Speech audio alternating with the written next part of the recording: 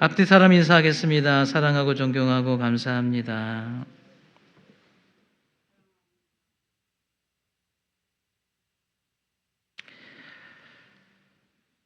자, 우리가 그동안 생명의 길을 지나가는 과정들에 대해서 계속 지금 설교를 이어오고 있습니다. 그래서 이스라엘 백성들이 애굽을 빠져나와서 3개월 동안을 행진해서 시내산이라는 곳에 도착을 했어요.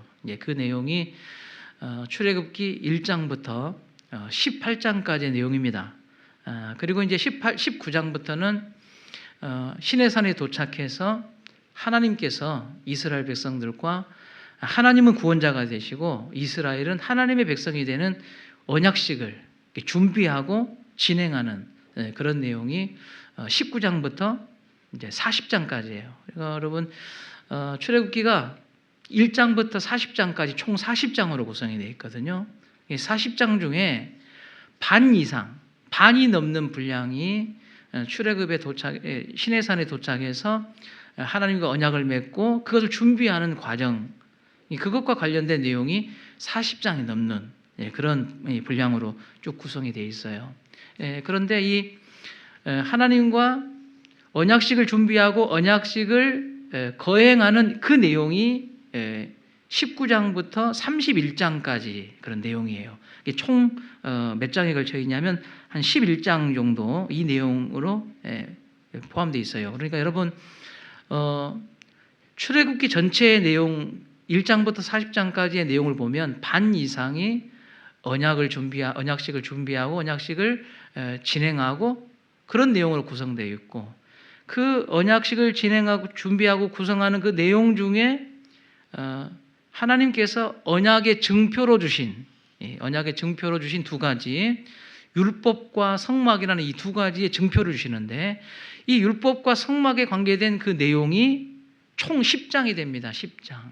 총 11장의 내용이 포함되어 있어요. 그러니까 여러분 이 언약식과 언약식의 증거로 준 율법과 성막이 하나님의 백성으로 살아가는 성도들에게 대단히 중요하다는 것을 강조하고 있는 거예요. 하나님의 백성으로 이 땅에 살아가는 이스라엘 백성들에게 그 하나님의 백성으로 살아가기 위한 증표로서 율법과 성막 이 두 가지를 주셨는데 이 율법과 성막이라는 이 두 가지가 그만큼 하나님 백성들에게는 중요하다는 거예요. 중요하다. 이걸 지금 출애굽기는 지금 강조하고 있는 것입니다. 출애굽기 19장 3절과 6절 말씀을 여러분 보시면 19장입니다. 출애굽기 19장 보시면 여러분 19장은 시내산에 도착해가지고 하나님께서 너희와 하나님이 너희 구원자가 되시고 너는 하나님의 백성이 되는 언약식을 해야 되겠다. 이걸 준비하자 하는 그 시작입니다. 19장이 한번 읽어보도록 하겠습니다. 모세가 하나님 앞에 올라가니 여호와께서 산에서 그를 불러 말씀하시되 너는 이같이 야곱의 집에 말하고 이스라엘 자손에게 말하라. 내가 애굽 사람에게 어떻게 행하였음과 내가 어떻게 독수리 날개로 너희를 업어 내게로 인도하였음을 너희가 보았느니라. 세계가 다 내게 속하였나니 너희가 내 말을 잘 듣고 내 언약을 지키면 너희는 모든 민족 중에서 내 소유가 되겠고 너희가 내게 대하여 제사장 나가가 되어 거룩한 백성이 되리라. 너는 이 말을 이스라엘 자손에게 전할지니라. 아멘. 이게 출애굽기 19장입니다. 이 언약식의 제일 끝에가 31장이거든요. 자, 31장 제일 끝을 보시면 자, 지금 출애굽기 31장입니다. 18절 말씀 읽겠습니다. 여호와께서 시내산 위에서 모세에게 이르시기를 마치신 때에 증거판 둘을 모세에게 주시니 이는 돌판이요 하나님이 친히 쓰신 것이더라. 아멘. 19장이 시작해서 31장 제일 끝자락에 이제 언약식이 마무리가 됐어요. 그리고 이 언약식이 마무리되고 난 다음에 성막을 주시는 그런 내용들이 쭉 이어져 나옵니다. 그러니까 여러분 출애굽기 19장부터 31장까지 내용 중에 20장부터 23장까지는 언약의 두 증거, 율법을 주신 내용, 자세한 내용이 쓰여져 있어요. 총 4장에 걸쳐서 또 성막을 설명하시고 그것을 만들라고 명령하신 내용이 25장부터 31장까지 총 6장에 걸쳐서 쭉 기록이 되어 있습니다. 그러니까 이 언약 의식에서 이스라엘 백성들에게 증표로 주신 이 율법과 성막이라는 것이 언약 백성으로 살아가는데 아주 중요한 의미를 차지하고 있다는 것을 지금 강조하고 있는 그런 말씀입니다. 여러분, 증표입니다. 증표. 이 증표라는 말, 언약의 증표. 이 언약의 증표가 두 가지예요. 뭐예요? 율법과 성막.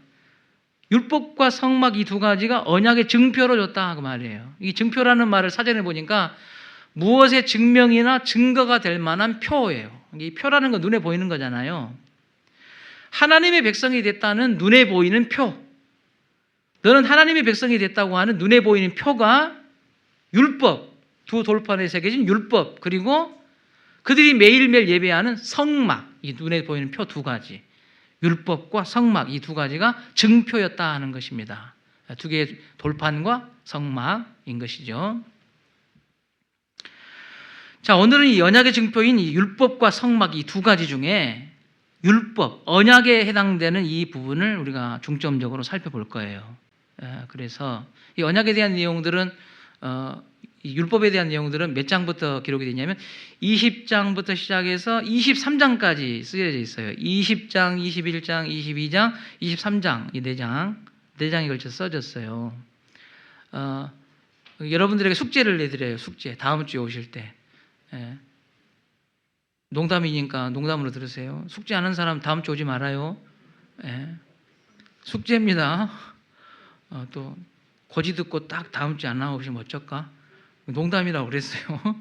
숙제 안 한 사람 다음 주 오지 말아요. 숙제 뭐냐? 집에서 20장부터 23장까지를 읽어 오셔야 돼. 왜냐하면 다음 주에 20장부터 23장까지 그 언약의 내용이 뭔가를 제가 조목조목 우리 성도들과 함께 살펴보려고 해요. 그런데 20장부터 23장까지 내용을 우리 성도들이 성경을 읽으신 분들은 한 번쯤, 두 번쯤 다 읽어보셨어요. 근데 기억나요? 안 나요? 기억이 안 나. 그래서 뭐는 기억 안 냐 하면 출애굽기 20장부터 시작되는 십계명은 그래도 좀 알아. 쭉 십계명은 쭉 아는데 그 다음부터 십계명으로 이어지는 계명 여러 가지 이제 법규가 쭉 나옵니다. 그건 뭐 아유 복잡해 그냥 안 읽을 수는 없고, 그래서 읽기는 읽어도 그냥 건너가 그냥 지나가. 무엇이 중요하다고요? 하나님의 백성으로 살아가는데 무엇이 중요하다고요? 율법이 중요한데 이 중요한 율법을 우리가 읽다가 잘 모르겠고 귀찮고 그러니까 막 넘어가 버려요 이게. 이런 일이 지금 우리가 반복되어 있다 보니까 사실은 이 하나하나 20장부터 23장까지의 내용을 하나하나 살펴본다는 것은 되게 지루한 거예요. 번거롭죠. 매일 찾아야 되니까. 그런데도 사실 제가 가만히 보니까 생각해 보니까 이 설교를 준비하다가 우리 성도들이 이런 실정이라면 언제 하나님의 백성들, 구원받은 백성들이 이 율법을 언제 한번 가깝게 무게 있게 중요하게 살펴볼 기회가 있을까, 이런 생각이 들어져서 다음 주에는 이 부분을 좀 지루하고 복잡하고 번거롭더라도 한번 다루면 좋겠다 하는 생각이 들었어요. 그러려면 20장부터 23장까지 4장을 한꺼번에 지금 제한된 시간 안에 훑으려니까 제가 얼마나 마음이 바쁘겠어요. 여러분도 계속하면 지루하니까. 그러니까 뭐 하라고요? 숙제해 갖고 오라고요. 읽어오시라 그 말이에요. 읽어오셔. 아셨죠? 나는 못 읽어 눈이 안 보여갖고. 그러면 그분은 내가 다음 주에 그냥 오셔도 돼. 근데 볼 수 있는 분들, 내가 잘 읽을 수 있는 분들은 다 읽어보시고 20장부터 23장까지 쭉 읽어오시면 아마 설교를 듣고 진행하는 말씀을 듣는데 더 큰 은혜가 있지 않을까 하는 생각이 듭니다. 여러분 결혼할 때 신랑 신부가 언약의 증표로 서로 나누는 게 있잖아요. 그게 반지를 끼워주잖아요. 그죠? 결혼 반지 다 끼워보셨죠? 다 팔아먹고 없어 이제 지금은. 결혼 반지 다 이렇게 끼우시잖아요. 근데 신랑 신부가 결혼할 때 우리의 사랑의 언약의 증표로서 반지를 서로 만들어서 신랑도 끼고 신부도 끼고 이렇게 서로 살아요. 그런데 여러분 어떤 신랑이 이 반지를 별로 중요하지도 생각하지도 않고 끼지도 않아. 이게 사실은 언약의 증표로 준 거잖아요.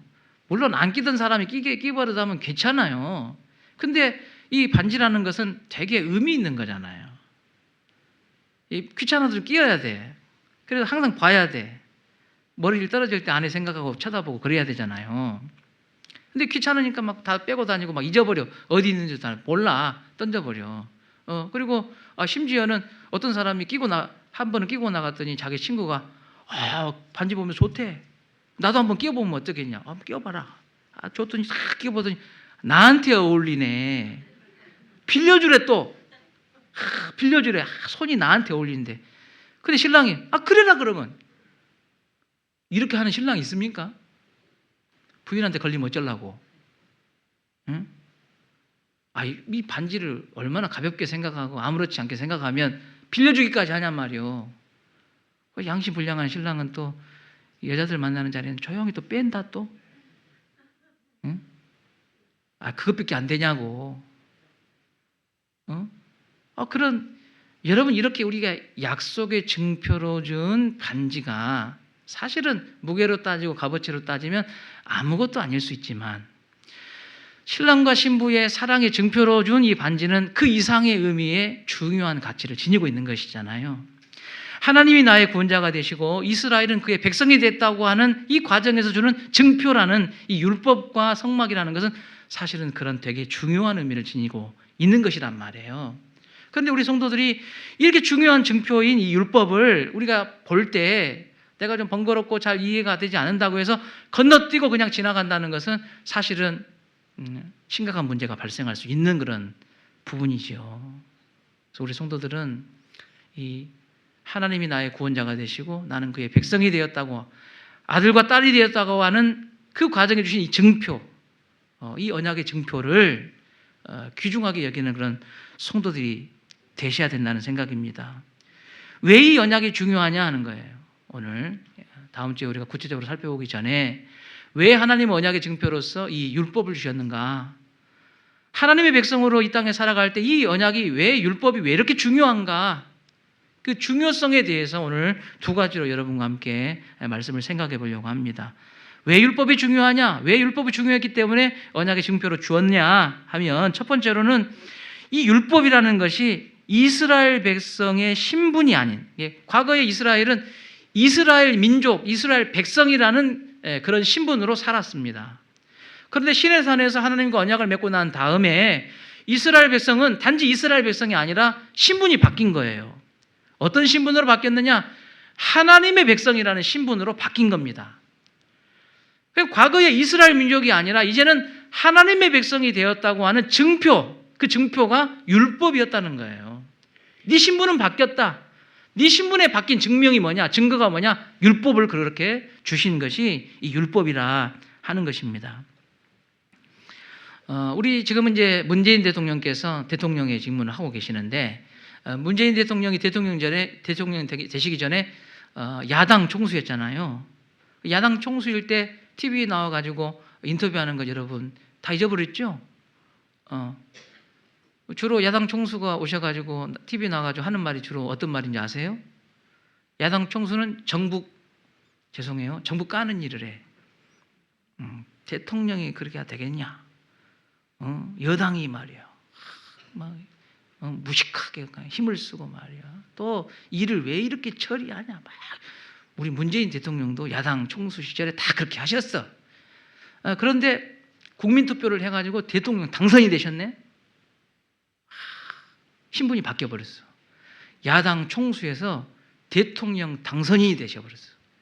그러니까요, 우리나라 헌법이 제시한 대통령 당선이 돼가지고 신분이 딱 바뀌니까 국가에서 지정한 경호원이 딱 달라붙어 버리더라고. 취임식도 안 했는데 경호원이 붙어버려. 예? 방금까지 야당 총수해가지고 정부 까던 양반이 대통령 딱 당선되니까 머리 구조가 바뀌기 시작해. 뭘로 바뀌어요? 대통령의 생각을 막 그때부터 하기 시작하는 거예요, 이제. 대통령의 말을 하기 시작해요. 대통령의 행동을 막 하기 시작해요. 예.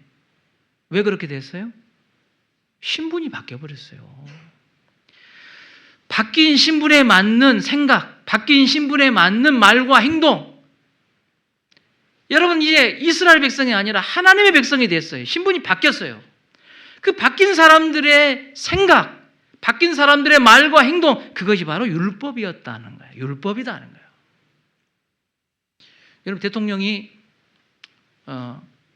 미국 트럼프 대통령하고 이제 정상회담을 하는데, 트럼프 대통령이 막 무기 문제 가지고 뭐 무역 문제 가지고 막 우리나라 압박하니까 대통령이 성질이 나가지고 트럼프 대통령한테 막 쌍욕을 하면서 막 이렇게 막 한 게 실제로 그렇게 안 해요. 예? 이렇게 한 게 TV에 나와버렸어. 누가 부끄러워? 누가 부끄러워요? 국민이 부끄럽지. 우리가 뽑아놓은 국민이 부끄러워요. 어떻게 대통령인데, 우리나라의 대표인데 품위도 없이 저렇게 쌍욕을 막 하나? 여러분, 하나님의 백성들이 누가 하나님 백성 만들었어요? 하나님이 우리를 하나님 백성 만들었잖아요.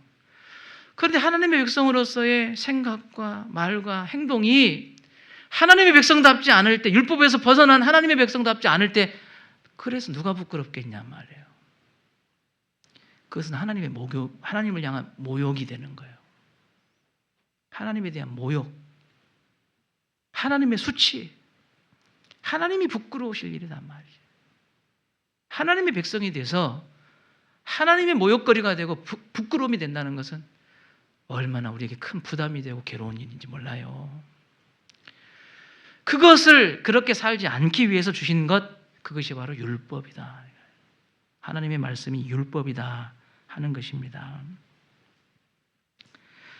여러분, 이것은 구약시대만 해당되는 것이 아니에요. 구약시대만 해당되는 것이 아니라 신약의 사도 바울이 에베소 교회에 보내는 편지에서도 이와 같은 내용을 담고 있어요. 여러분, 에베소 교회라는 것은 하나님이 구원자가 되시고 우리는 그의 백성이 된 사람들이 모인 곳이 교회고, 에베소 교회는 그런 사람들이 모인 곳이 에베소 교회입니다. 그런 교회에 이 바울 사도가 편지를 하면서 에베소 교인들한테 뭘 강조하고 있냐면, 옛날 것을 다 벗어버려라. 왜? 너는 새로운 신분이 됐으니까. 너는 새로운 사람이 됐으니까 옛날 신분 벗어버리고 새로운 신분으로 너는 옷을 입어야 된다. 신약의 성도들에게 강조하고 있는 내용이 예배소에 나와 있어요. 여러분, 예배소서 4장 21절 24절 말씀 우리 읽겠습니다. 진리가 예수 안에 있는 것 같이 너희가 참으로 그에게서 듣고 또한 그 안에서 가르침을 받았을진데. 여러분, 21장을 한마디로 표현하자면, 예배소 교회 성도들 너희들은 생명의 길을 진입해서 완전히 지나간 사람들이다, 그런 말이에요. 예수 안에서 생명의 길을 지나서 하나님 자녀가 됐지 않냐? 자, 그래서 22절 읽겠습니다. 너희는 유혹의 욕심을 따라 썩어져가는 구습을 따르는 옛사람을 벗어버리고, 이제 새로운 사람이 되었으니, 새로운 신분이 되었으니 옛사람 벗어버려라 이거예요. 너희 옛사람 벗어버려야 된다. 그리고 23절 24절 읽겠습니다. 오직 너희의 심령이 새롭게 되어 하나님을 따라 의와 진리의 거룩함으로 지으심을 받은 새 사람을 입으라. 너희 신분이 새롭게 되었으니 새로운 삶을 살아. 거기에 맞는 삶을 살아야 된다. 새로운 인생을 살아야 된다. 이걸 강조하셨는데, 이 새로운 인생을 사는 기준이 뭐냐? 하나님 말씀, 이 율법이라는 거예요. 그래서 구원받은 성도들, 하나님 자녀가 된 백성들에게 이 율법은 그래서 의미가 있는 거다 이 말이죠. 중요한 것이에요. 하나님께서 창세기부터 요한계시록까지 많은 사람들이 성경에 등장하거든요. 그런데 이 많은 사람들의 삶을 하나님께서 지켜보시고 분노하시고 징계하시는 때가 있어요. 하나님이 분노하시고 징계하는 사람들을 가만히 보세요. 어떤 사람들이냐?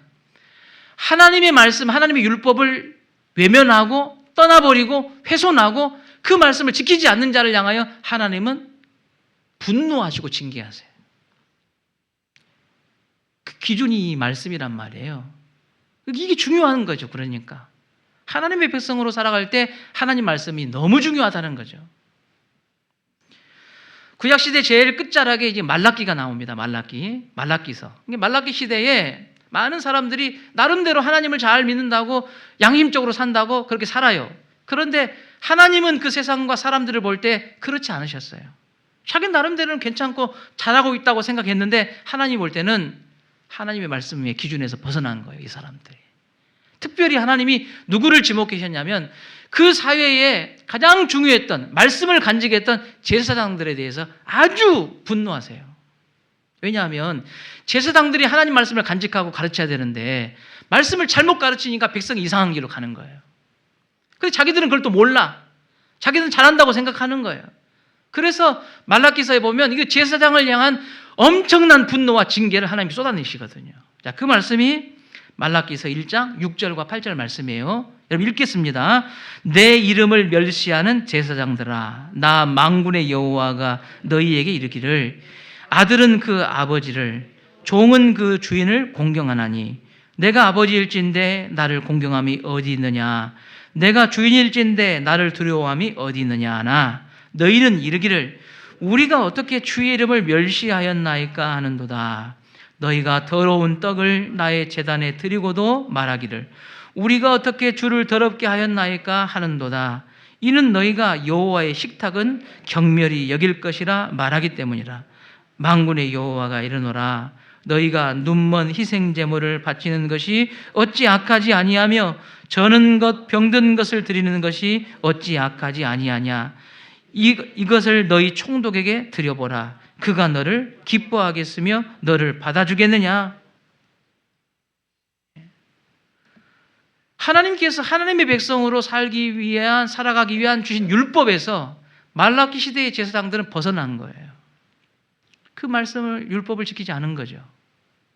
자기 나름대로 형편과 처지가 있어서 그렇게 했지만 하나님이 보실 때는 하나님 백성으로 살아가기 위해 주셨던 율법에서는 벗어나는 거예요. 언제 하나님 분노하셔요? 말씀에서 벗어난, 말씀에서 부족한, 말씀을 외면하고 뒤돌아선 그들을 향하여 하나님 모욕감을 느끼시고 분노하시잖아요. 징계하시잖아요. 반대로 여러분, 어떤 사람이 하나님께 성경에서 복받았는지를 가만 봐요. 주의 말씀을 지키는 자들이에요.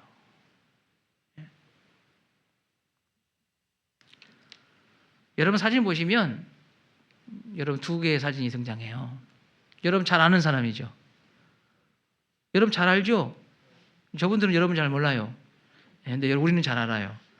한 분은 미국 전직 대통령 오바마라는 대통령이고, 한 분은 현직 대통령이에요.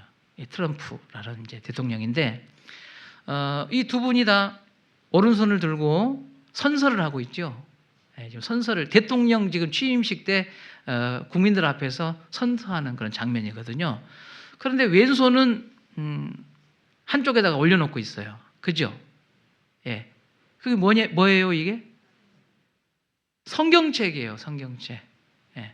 성경책 위에다가 오바마 대통령도 손을 얹고, 트럼프 대통령도 손을 얹고, 헌법책이 아니에요. 성경책 위에다가 손을 얹고 지금 선서를 하는 거예요. 다짐을 하는 거예요.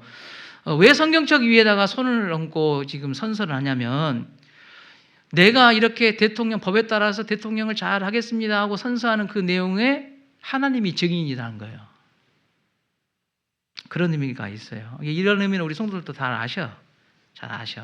그런데 왜 유독 성경에다가 손을 얹고 이들이 선서하느냐면, 미국이라는 나라가 원래 유럽에서 신앙 지키기 위해서 몸부림치다가 신앙의 자유를 찾아서 마음껏 찬양하고 마음껏 예배하고 하나님 말씀대로 세상을 만들어 보겠다는 그런 꿈을 가진 사람들이 유럽을 벗어나서 배를 타고 여러분 바다를 건너가서 정착한 곳이 미국이에요.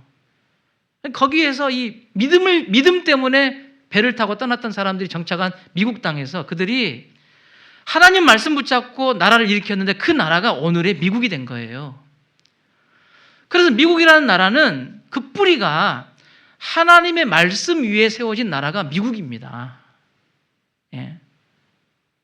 미국 대통령들이 취임할 때 성경책 위에다가 손을 얹고 선서하는 것은 우리나라는 하나님의 말씀 위에 세워진 나라입니다. 우리는 이 말씀대로 세상을 다스리겠습니다 하는 그런 마음으로 여기다가 손을 얹고 선서를 하는 거예요. 그런 나라가 미국이에요. 예, 그런데 요즘 어떠던가요?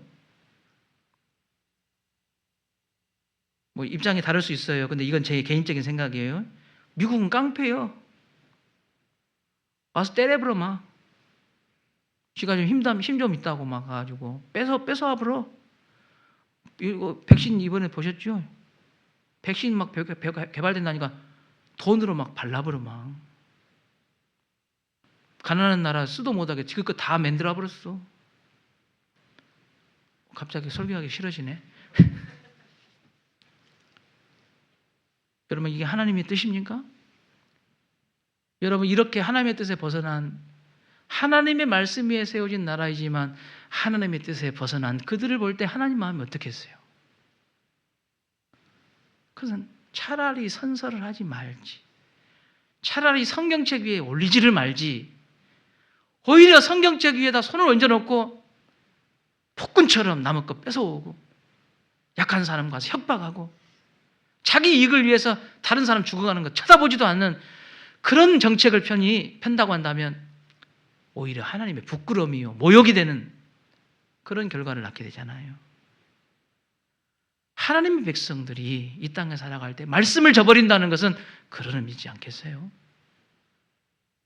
그런 의미에서 구원받은 백성들에게 주신 말씀은 그런 의미를 차지하고 있다 하는 것입니다.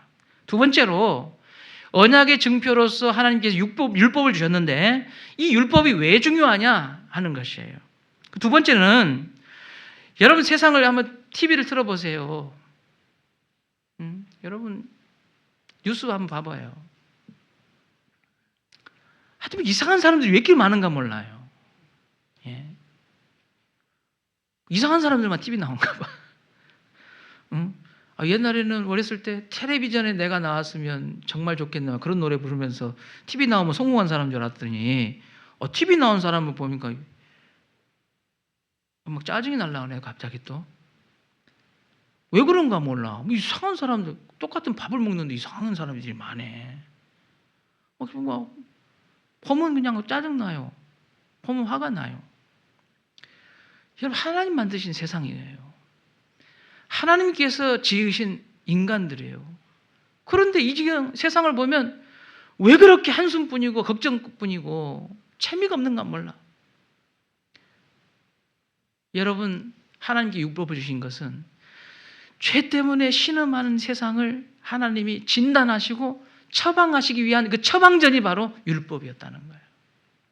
신음하는 세상을 고치기 위한, 삐뚤어진 사람을 새롭게 만들기 위한 그 처방이 하나님 말씀, 율법이었다는 것입니다. 10월 1일 날 우리 성도들이 모른 척하지 마시고 또 안듣기 하세요. 나훈아 콘서트 했어요. 10월 1일 날. 나훈아 콘서트 했죠? 보신 분만 하면 잉크 한번 해보셔봐. 보셨어 또. 내가 다 알아. 못 본 척하지 마셔. 나는 안 봤어요. 나는 거룩하고 경건해서 안 봤어. 언제 한지도 몰랐어요. 뭐 별로 관심도 별로 없고. 그런데 나훈아 콘서트가 끝나고 난 다음에 난리가 나버렸어. 저 교도소에 있는 전 씨는 우리가 나훈아보다 못해서 썩었습니까? 또 그러더라고 또. 좋은 말만 하려고 오늘은 좀 홍보는 안 하고. 난리가 났어요. 그 콘서트를 듣는 사람은 그 노래가 테스 형이거든요. 테스 형. 제목이 테스 형이에요. 그 테스 형이 누구다요? 그 소크라테스 형 그 말이에요. 소크라테스 형 그 노래 제목이 그래요. 가사 제가 중간에 뭐 때문에 우리 백성들이 이게 지금 열광하냐면 그 테스 형이라는 가사 중에 중간에 이런 가사가 있어요. 테스 형 세상이 왜 이래? 왜 이렇게 힘들어? 테스 형, 소크라테스 형 사랑이 또 왜 이래? 너 자신을 알라며 툭 내뱉고 간 말을 내가 어찌 알겠소? 모르겠소? 테스 형. 요 이렇게 가사예요. 왜 또 적나 또? 그 말이요. 이 노래 가사예요. 그러니까 사람들이 너무 요즘 살기 힘들어. 코로나 때문에도 힘들고 뭐 TV 뭐 봐도 신문 봐도 그냥 재미가 없어. 그런데 그런 우리의 마음을 훈아 형이 오셔갖고 테스 형 하면서 노래를 하니까 위로를 받은 거야 이게. 그래서 그냥 그 노래 좋다고 또 날리고 그것만 끝나면 좋아. 모 정치권에서 테스 형도 아는 나훈아도 아는 저 사실을 왜 대통령은 모르냐? 왜 정부 여당은 왜 모르냐? 저 불통의 정치다 해가지고 또 찍었어. 막 쫓았어. 그러면서 또 이 나훈아보다 못한 대통령 말하면서 이런 이제 큰 또 이슈가 일어났단 말이에요. 여러분 세상이 왜 이래요? 대통령이 못 나서 세상이 이럽니까? 우리나라 구조가 잘못돼서 우리가 이럽니까? 성경은 그렇게 말하지 않아요. 성경은 하나님은 우리에게 세상의 죄를 뒤덮고 그 죄가 우리를 지배해 나갈 때 세상은 왜 이런 거예요? 호남이 자랑하는 위대한 지도자 김대중 대통령, 위대한 지도자. 그때 세상 살맛났습니까? 똑같았어. 똑같아. 아무리 훌륭하고 좋은 대통령 바꿔봐요. 세상이 달라진가?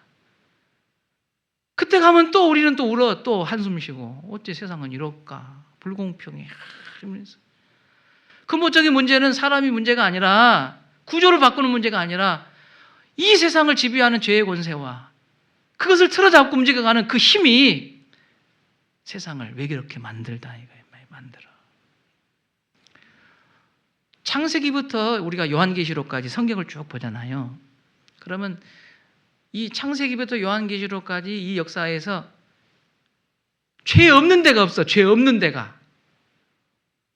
온갖 죄투성이요. 창세기부터 시작해서 요한계시록까지 아주 온갖 죄투성이요. 그러니까 그 죄 아래 사는 사람들을 죽겠다고 소리 지르고 한숨 쉬고 괴롭고 죽고 싶고 막 불행한 거예요. 죄가 세상을 지배하고 그 권세로 세상 움직여가니까. 근데 우리 성도들 성경 창세기부터 요한계시록까지 죄가 없는 때가 있어요. 죄가 없네. 죄가 세상에 없는 때가 있어. 어느 때일까요? 창세기 1장, 2장 시대에는 죄가 없어요. 창세기를 딱 펴시면 하나님이 천지를 창조하시니라 해가지고 뭐 이것 만들고 저것 만들고 7일 동안 하고 쉬시고 막 하고 1장, 2장 뭐 세상이 어떤 모양이고 그러면서 하나님께서 어떻게 끝나냐면 보시기에 심히 좋았더라. 그 세상이 죄가 없어. 1장, 2장을 읽어보면 1장, 2장을 읽어봐요. 여러분 1장, 2장을 집에 읽어보잖아요. 그런 세상 살고 싶어 안 살고 싶어? 살고 싶어. 꿈속에서 꿈을 꿨는데 창세기 1장, 2장 꿈을 꿨다고 해봐. 꿈 깨기가 싫어버려. 죄가 없고 하나님이 통치하는 세상은 행복한 것이야. 그래서. 그러나 3장에 나가서 아담이 사단의 꿰물 빠져서 선악과를 따먹고 난 다음에 죄가 세상에 들어온 후로부터 눈물 나기 시작해. 한숨이 나기 시작해. 괴로워요. 창세기 1장, 2장에는 죄가 없어요. 근데 1장, 2장만 여러분 죄가 없는 게 아니고 창세기에서 시작해서 쭉 달려가다가 요한계시록 제일 끝에 보면 여러분 요한계시록이 세상 끝이잖아요. 요한계시록 제일 끝에 보면 22장이 끝나요. 그런데 20장, 21장 보면 거기에도 죄가 없어. 집에 가서 읽어보셔봐. 20장, 21장에 왜 죄가 없느냐 하면 그것은 새하늘과 새 땅을 말해. 천국을 이야기하고 있어요. 그 21장, 22장 읽어봐요. 딱 읽어보시면 거기 살고 싶어 안 살고 싶어? 좋아. 얼마나 좋은지 몰라요. 내가 이 믿음 지켜서가 내가 장차 들어갈 천국을 20장, 21장에서 딱 보여주는데 딴 데 가기 싫어요. 보세요. 여러분 제가 세상에 지배하지 않은 세상은 우리를 얼마나 행복하고 복되게 만드는지 몰라요. 그러나 세상을 죄가 지배하게 되고 그 죄의 권세가 세상을 움직이기 시작하니까 보는 것이 다 한숨이고 듣는 것이 다 괴로움이 되고 마는 거예요. 염려와 근심은 끊이질 않아요. 이런 세상을 하나님께서 다시 창세기 1장 2장으로 요한계시록 20장 21장으로 바꾸기 위해서 주신 것이 뭐냐? 하나님의 말씀이라는 거예요. 하나님의 말씀이에요. 여러분 창세기 6장 5절 6절 말씀 한번 읽어보겠습니다. 여호와께서 사람의 죄악이 세상에 가득함과 그의 마음으로 생각하는 모든 계획이 항상 악한 뿐임을 보시고 땅 위에 사람 지으신 것을 한탄하사 마음에 근심하시고. 죄가 지배하고 죄가 역사하는 세상은 하나님의 마음에 근심밖에 안 돼요. 하나님이 보시는 세상이 근심인데 우리가 볼 때는 어떻게 하겠어요? 저는 하나님께서 시내산에서 이 언약 백성, 하나님의 백성, 이스라엘에게 주신 율법이 죄가 세상에 들어오기 전에 만물을 지으시고 보시기에 심히 좋았더라 하시는 그 하나님의 뜻을 이루어갈 수 있는 것이 바로 율법이다 저는 믿습니다.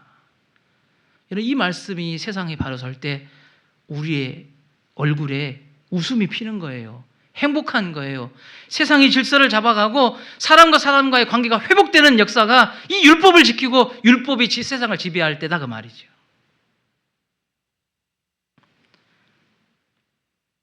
그런데 이 율법을 누구에게 주셨어요? 이 귀한 율법을 언약 백성인 하나님의 백성인 이스라엘 백성에게 주셨다.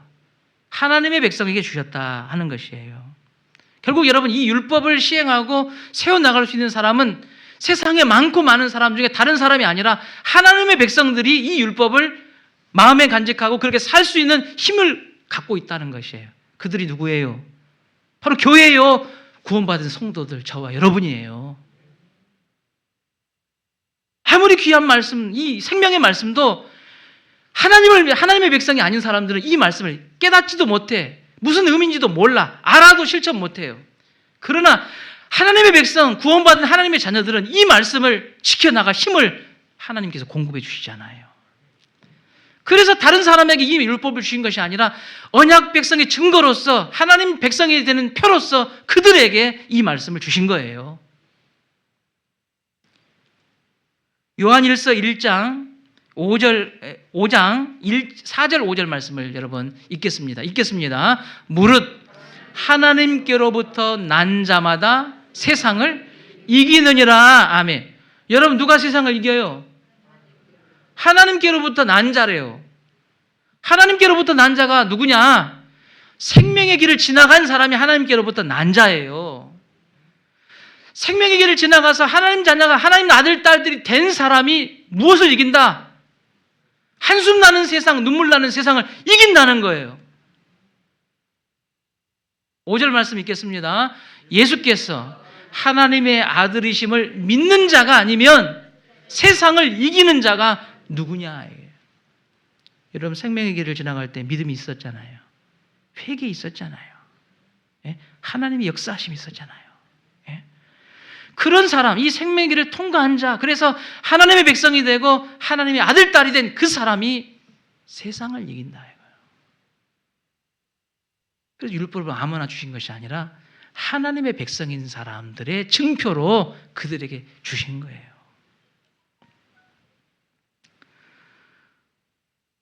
생명의 길을 지나가는 성도는 여러분 신분이 바뀌었습니다. 우린 바뀌었어요. 여러분 우리 성도들이 기억하셔야 돼요. 내가 하나님을 믿고 이제 생명의 길을 지나가는 성도가 됐다 하면은 여러분 이제는 내 신분이 바뀐 겁니다. 나는 누구누구의 딸, 누구누구의 아들이 아니에요. 나는 하나님의 자녀인 거예요. 하나님의 자녀들은 하나님의 자녀에 맞는 생활이 있는 거고 법이 있는 거고 규칙이 있는 거고 생활이 있는 습관이 있는 거예요. 하나님의 백성다운 생각, 하나님의 백성다운 말과 행동이 하나님의 백성의 증거인 것입니다. 하나님의 말씀을 지켜 행할 수 있는 그들이 말씀을 벗어버리고 던져버리고 말씀을 떠나갈 때 여러분 하나님이 얼마나 마음 아파하시겠어요. 얼마나 가슴 아파하시겠어요.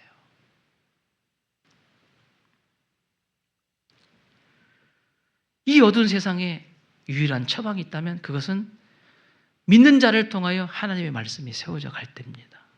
저는 여러분 가정이 천국과 같은 복된 가정이 되기를 바랍니다. 여러분이 다니고 있는 직장이 천국과 같은 복된 가정, 직장이 되기를 바랍니다. 여러분이 하루 한 해 두 해 먹어가는 나이와 동반한 여러분이 밟고 다니는 모든 세월과 땅들, 그곳에 하나님의 귀한 나라가 세워지기를 바랍니다. 그것은 다른 것으로 세워진 것이 아니라 신분이 바뀐 하나님의 자녀들이 말씀을 앞세워 그 말씀을 지키 행함으로 하나님의 나라가 세워지는 것입니다. 출애굽기 19장 5절과 6절 말씀 우리가 읽겠습니다. 다 함께 읽습니다. 세계가 다 내게 속하였나니 너희가 내 말을 잘 듣고 내 언약을 지키면 너희는 모든 민족 중에서 내 소유가 되겠고 너희가 내게 대하여 제사장 나라가 되며 거룩한 백성이 되리라. 너는 이 말을 이스라엘 자손에게 전할지니라. 아멘. 하나님 말씀에 붙잡혀서 하는 성도는 복 받습니다.